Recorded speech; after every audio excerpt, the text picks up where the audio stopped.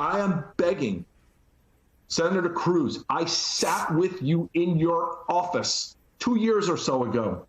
I listened to your nonsense. I listened to your BS. I listened to you explain to me why you thought we didn't need the bare minimum of effective background checks. March into Senator Murphy's office right now, tonight, and you be the Republican who says, I've had enough. Because if you don't get your ass out of office, you don't belong there. A desperate plea from Fred Guttenberg, a father whose beautiful 14-year-old daughter, Jamie, was slaughtered just 4 years ago in another deadly school shooting in Parkland, Florida. 17 people were murdered in that shooting, and yet here we are again tonight. With us to discuss someone else who is all too familiar with these senseless tragedies, my dear friend Nicole Hockley. Her 6-year-old son, Dylan, was killed in the shooting at Sandy Hook Elementary School. Now she has devoted her life to education and gun safety as the co-founder and CEO of the Sandy Hook Promise. Nicole, I hate seeing you tonight. You are my true friend, and I wish we weren't friends. We know each other because Dylan was killed 10 years ago, and you were the first person I thought of today when I heard about the shooting in Texas. Dylan was just 6 years old. Are you reliving that day all over again tonight? More so than usual. I've been all over the place emotionally today. This is just eerily similar to what happened at Sandy Hook. And the more details come out, the more similar it becomes. And I've been in a state of shock. I've been angry. I've been sad. It's like my heart has been torn open all over again. And everything I hear just is echoes of Sandy Hook again. Then I want you to know how much I appreciate you joining us, because I know every word that you're saying, just sitting here, speaking your truth to America is so hard. But I need you to keep going, because the problem is so many people are becoming desensitized. They're saying, I guess things won't change. Help us understand. I know it's hard. You've been there. When I'm just saying reading off a prompter, parents are at the reunification center right now. What does that like? What does it mean for those parents standing in the dark in Texas right now? You were once there.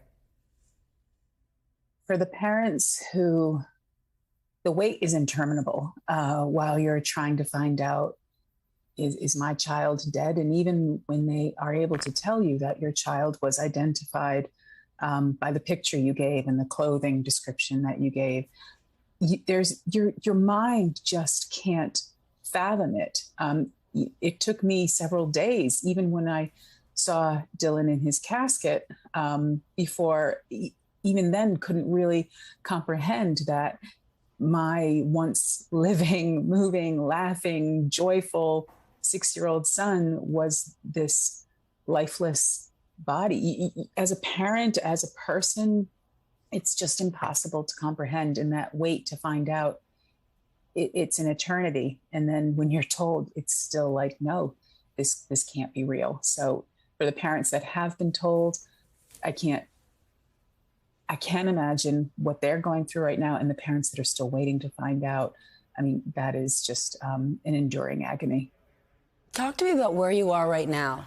We talk about people in this country being dead inside.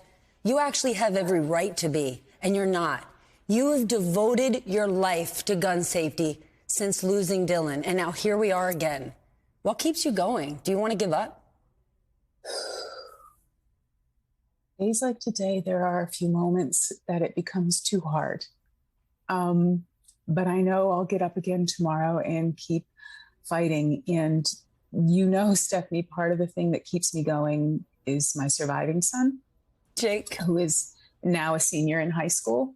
He is my reason for life. He is my everything, and I need to be here for him.